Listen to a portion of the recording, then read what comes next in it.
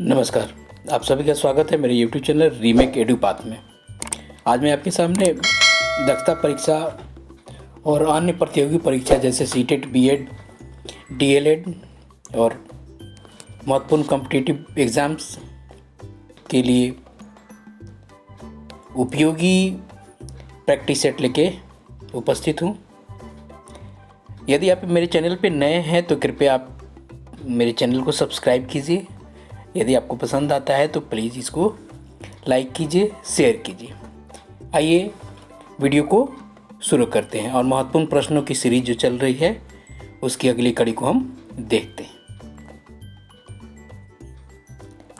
इससे पहले जो मोस्ट वीवीआई प्रश्नों की श्रृंखला जो है 200 प्रश्नों को हमने देख लिया है। आज उससे आगे देखते हैं। हमारे सामने जो प्रश्न है वो राज्यसभा के सदस्यों की अधिकतम संख्या हो सकती है कितना? राज्यसभा की।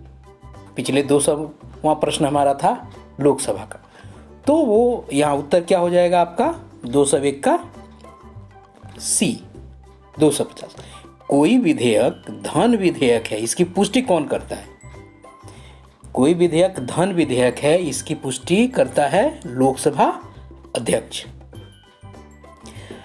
अगला प्रश्न है संसद की संयुक्त बैठक की अध्यक्षता कौन करता है? जब लोकसभा और राज्यसभा की संयुक्त बैठक होती है तो उसकी अध्यक्षता कौन करता है?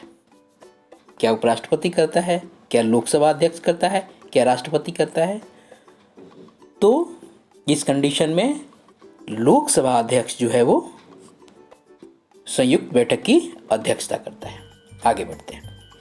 लोकसभा और राज्यसभा के दो अधिवेशनों के बीच अधिकतम कितने समय का अंतर होना चाहिए? तो कितने समय का अंतर होना चाहिए? 204वां प्रश्न है 6 महीने का। चलिए आगे बढ़ते हैं।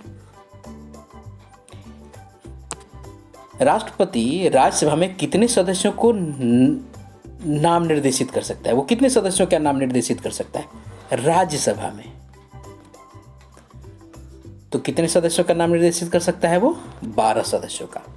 और लोकसभा में 2 सदस्यों का था। राज्यसभा राज्यपाल 206 नंबर प्रश्न है। राज्यपाल का कार्यकाल कितनी अवधि के लिए होता है? तो राज्यपाल का कार्यकाल कितनी अवधि के लिए होता है? 5 वर्षों के लिए। भारत का उच्चतम न्यायालय कहाँ अवस्थित है? भारत का उच्चतम न्यायालय कहाँ अवस्थित है?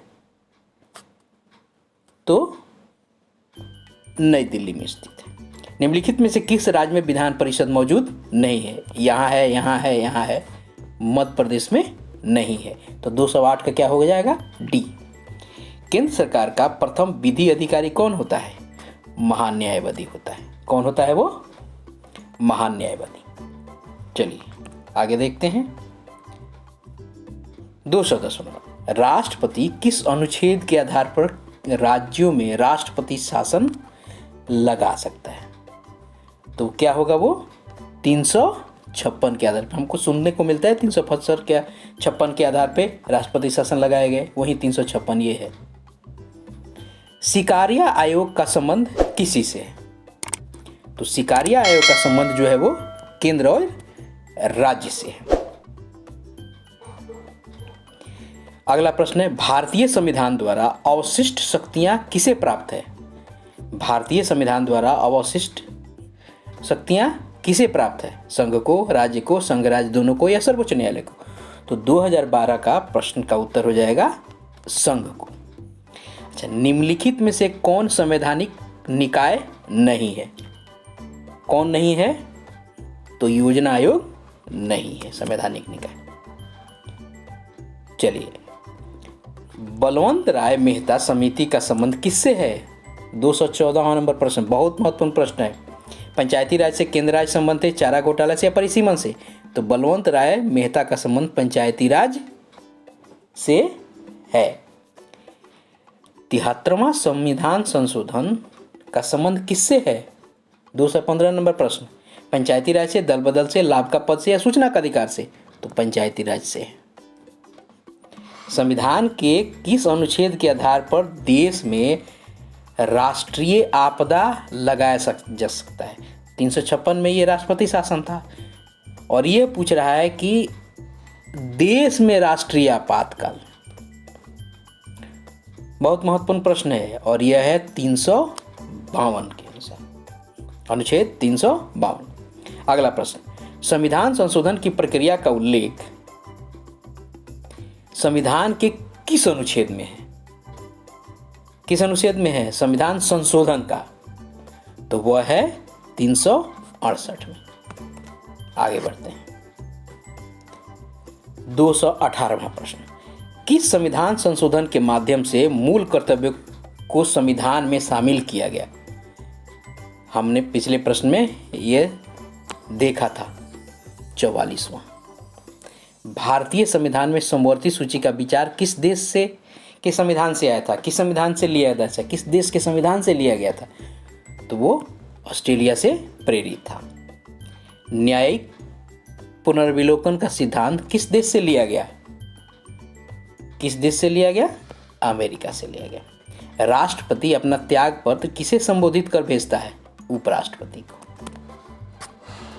आइए बढ़ते हैं। अविश्वास प्रस्ताव द्वारा हराए जाने वाले पहले प्रधानमंत्री थे कौन? मोरारजी देसाई। कौन थे? मोरारजी देसाई। और ये कब हराए गए? ये हराए गए आपको 1979 में। ये 1979 में हराए गए थे। चलिए आगे बढ़ते हैं। सर्वोच्च न्यायालय के मुख्य न्यायाधीश को कितना वेतन मिलता है? 2,80,000। अभी ये वर्तमान का है, करंट है। और 230 न्यायाधीशों को मिलता है।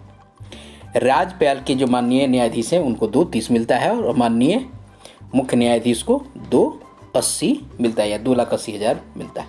राज्यपाल की नियुक्ति कौन करता है? राज्यपाल की नियुक्ति कौन करता है? प्रधानमंत्री करता है, राष्ट्रपति करता है, कौन करता है? तो राज्यपाल की नियुक्ति जो है वो राष्ट्रपति करता है। आगे बढ़ते हैं। भारतीय राज्यों की विधानसभा में सदस्यों की अधिकतम संख्या क्या हो सकती है? 225 नंबर प्रश्न है। क्या हो सकती है? 500। विधान परिषद की सदस्यता के लिए न्यूनतम आयु सीमा क्या होगी? विधान परिषद 30 वर्ष। राष्ट्रगान की रचना किसने की? बहुत ही आसान प्रश्न है, रविंद्रनाथ ठाकुर ने। हमारा राष्ट्रीय आदर्श वाक्य सत्यमेव जयते कहाँ से लिया गया है? ऋग्वेद से, मुंडकोपनिषद से, बृहदारण्यकोपनिषद से, या सामवेद से? 228 है का उत्तर क्या होगा? मुंडकोपनिषद से लिया गया। आइए आगे बढ़ते हैं। 229 नंबर प्रश्न है। राष्ट्रीय कैलेंडर के रूप में किस संवत को अपनाया गया? शक संवत, गुप्त संवत, विक्रमी संवत और हिजरी संवत। किसको अपनाया गया? 229। तो 229 का उत्तर हो जाएगा आपको शक संवत। शक संवत को जो है ना 22 मार्च 1957 को ग्रेगोरियन कैलेंडर के साथ अपनाया गया। यही हमारा सरकारी संवत है। चलिए अब देखिए 230 का उत्तर। 4 सिंह वाला अशोक स्तंभ राष्ट्रीय चिन्ह के रूप में अपनाया गया।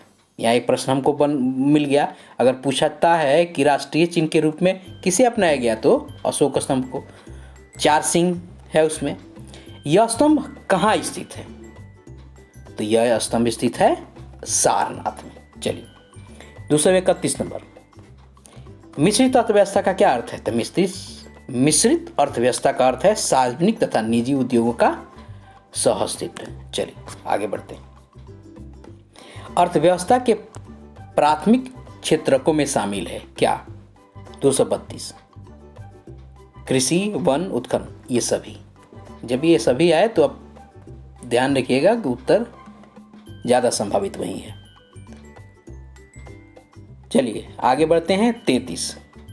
अर्थव्यवस्था के द्वितीय क्षेत्रकों के अंतर्गत शामिल किए जाते हैं कौन? ये प्राथमिक क्षेत्रक है, ये द्वितीय, बिजली, लौह इस्पात, गैस, या ये सभी? तो ये सभी। भारत में 234 नंबर प्रश्न। भारत में सबसे पहले किसे राष्ट्रीय आय का अनुमान लगाया था? किसने अनुमान लगाया था? 234 नंबर बहुत ही महत्वपूर्ण प्रश्न है, तो ये है दादा भाई नौरोजी ने लगाया था। भारत में बेरोजगारी का मुख्य स्वरूप क्या है? संरचनात्मक है। आगे बढ़ते हैं। 236, भारत में सामुदायिक विकास कार्यक्रम कब आरंभ हुआ? 236 नंबर प्रश्न है। तो सामुदायिक विकास कार्यक्रम आपको 1952 में आरंभ हुआ। सर्वोदय योजना का प्रस्ताव किसने दिया? जयप्रकाश नारायण दिया। पहली पंचवर्षीय योजना कब आरंभ हुई? 1 अप्रैल 1951, 38 का उत्तर हो गया। प्रथम पंचवर्षीय योजना का मुख्य बल किस क्षेत्र पे था? कृषि पर था। आइए 240 नंबर प्रश्न, राष्ट्रीय विकास परिषद एनडीसी का पदेन अध्यक्ष कौन होता है? प्रधानमंत्री होता है। 1938 में कांग्रेस द्वारा गठित राष्ट्रीय आयोजना समिति के अध्यक्ष कौन थे? 241 कौन थे? जवाहरलाल नेहरू थे। द्वितीय पंचवर्षीय योजना का विकास मॉडल पर आधारित था। किसके विकास मॉडल पर आधारित था? तो पीसी महालनोबिस के विकास मॉडल पे आधारित है। बी उत्तर होगा उसका। चलिए अगला है योजना अवकाश, यानी पंचवर्षीय योजना इस दौरान कोई नहीं थी। योजना की छुट्टी कही जा सकती है। अवकाश का मतलब छुट्टी हो गया ना, इसे समझ सकते हैं। चलिए तो क्या था वो? 243 में क्या था?